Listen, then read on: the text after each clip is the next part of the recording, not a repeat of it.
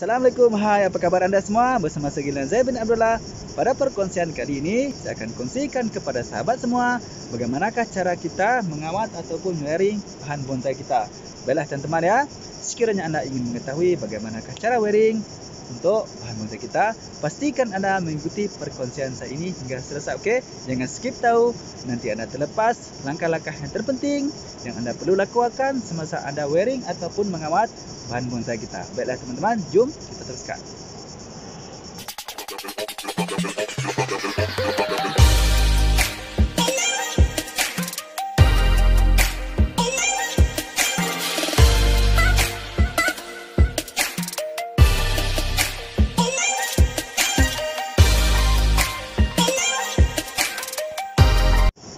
Okey, baiklah teman-teman.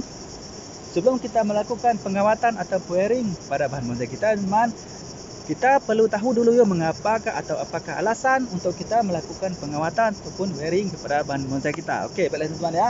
Yang pertama, kenapa kita perlu wearing ataupun mengawat bahan bonsai kita adalah ini adalah yang pertama untuk membentuk gerak asas pada ranting-ranting ataupun batang bahan bonsai kita ya, teman. Yang kedua ialah untuk memperindahkan bahan bonsai kita. Okey, teman. Dan yang ketiga ialah teman untuk memudahkan kerja menata atau pengurusan daun-daun ataupun batang-batang ataupun ranting-ranting yang kita tidak perlukan. Okey, itu adalah ya teman-teman antara sebab-sebab mengapa kita perlu melakukan wearing ataupun pengawatan pada bahan bonsai kita. Baiklah teman-teman ya. Untuk perkongsian kali ini saya akan kongsikan kepada teman-teman semua bagaimanakah cara kita boleh lakukan untuk kita wearing ataupun mengawat bahan bonsai kita. Okey, untuk perkongsian kali ini teman, saya menggunakan pokok cemara udang ya sebagai bahan untuk kita melakukan proses pengawatan. Baiklah teman-teman ya. Apa yang perlu kita sediakan ya teman semasa kita ingin melakukan proses wearing ataupun pengawatan ialah kita perlu menyediakan gunting dan juga dawai. Teman, ini adalah bertujuan untuk kita melakukan proses pengawatan atau pendawaian nanti. Baiklah teman-teman, kita teruskan ya ke proses pendawaiannya. Baiklah teman-teman, ini adalah peralatan yang kita perlukan ya untuk kita melakukan pendawaian ataupun pengawatan bahan bonsai kita. Ini cutter satu ya teman, gunting ya untuk kita menggunting memotong ranting-ranting yang kita tak perlukan nanti, dan kita memerlukan dawai ya teman. Ya, kita memerlukan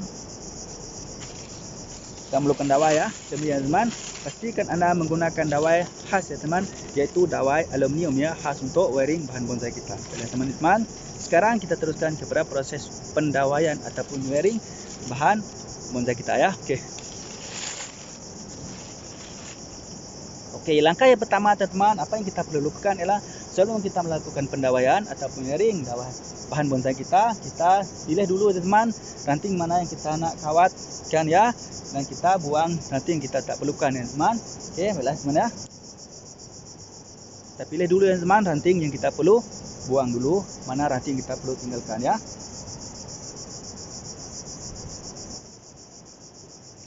Okey teman-teman ya, sekarang kita akan coba melakukan pendawaian ya, atau pengawatan ya teman. Kita akan lilit dawai di sini ya.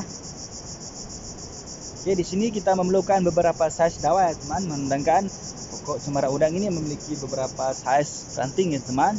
Untuk ranting sebesar sikit kita menggunakan dawai yang besar sikit ya, untuk ranting kecil sikit kita memerlukan dawai yang kecil sedikit ya teman. Okey, untuk pokok cemara udang ini ya teman, sekiranya pokok cemara udang ini masih lagi berusia muda ya teman, mudah sedikit ya untuk kita membentuk ranting-rantingnya. Okey.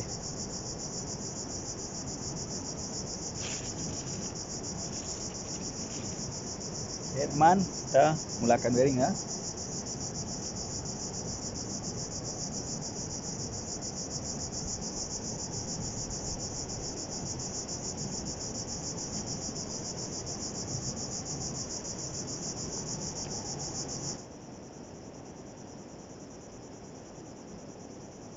Baiklah teman, sekarang kita akan lakukan proses membentuk ya teman, membentuk gerak dasar atau gerak asas pada bahan bonsai kita ni.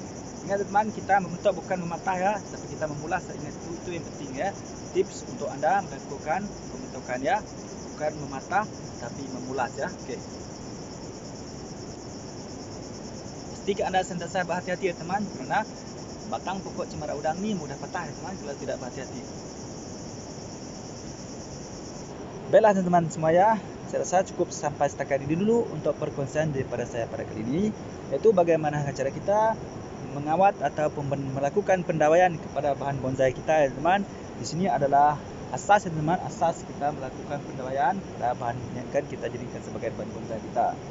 Untuk perkongsian kali ini teman, saya berkongsi dengan teman-teman semua langkah kita melakukan pendawaian pada pokok cemara udang ya teman. Ini adalah pokok cemara udang ya teman. Teman-teman, jadi nanti ini merupakan salah satu bahan bonsai kita akan menjadi satu bahan bonsai yang sangat cantik dan menarik teman. InsyaAllah kita akan tunggu lagi teman. Jadi saya akan bawakan kepada teman-teman sekali lagi bagaimana hasil daripada proses pendawaian kita pada kali ini ataupun proses pengawatan kita pada kali ini ya teman. Baiklah teman, seperti biasa ya teman, sekiranya Anda merasakan perkongsian daripada saya pada kali ini bermanfaat kepada Anda ya teman, pastikan Anda klik tombol subscribe dan tekan tombol loceng supaya Anda menjadi orang yang pertama mengikuti perkongsian terbaru daripada channel saya ini ya teman ya. Dan seperti biasa ya teman, sekiranya Anda memiliki cadangan ataupun pertanyaan ya teman, sila tulis di ruang komen ya. InsyaAllah saya akan menjawab pertanyaan Anda itu. Baiklah teman, bagi Anda yang masih lagi belum subscribe ya teman, silalah subscribe ya teman, kerana subscribe itu sangat gratis ya, sangat mudah.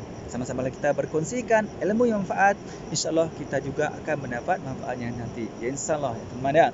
Kepada teman-teman yang sudi mengikuti perkongsian saya pada kali ini dari mula hingga selesai, saya mengucapkan terima kasih ya kepada anda semua teman-teman, kerana di atas sokongan anda telah memberi begitu banyak semangat kepada saya untuk terus berkongsi dan berkongsi, terutamanya mengenai alam perbonsaian ini ya teman-teman ya. Baiklah teman-teman, seperti biasa sebelum saya mengakhiri perkongsian saya pada kali ini, marilah kita sama-sama berselawat kepada kekasih kita Nabi Muhammad SAW. Mudah-mudahan kita sama-sama mendapat syafaatnya dari dunia hingga akhirat, insyaallah, amin. Jom kita sama-sama berselawat. Bismillahirrahmanirrahim. Allahumma salli ala Sayyidina Muhammad wa ala alihi wa sahbihi wa barik wa sallim. Baiklah teman, mudah-mudahan bermanfaat. Cukup sampai setakat ini dulu. Salam satu bis, salam bonsai. Bye-bye.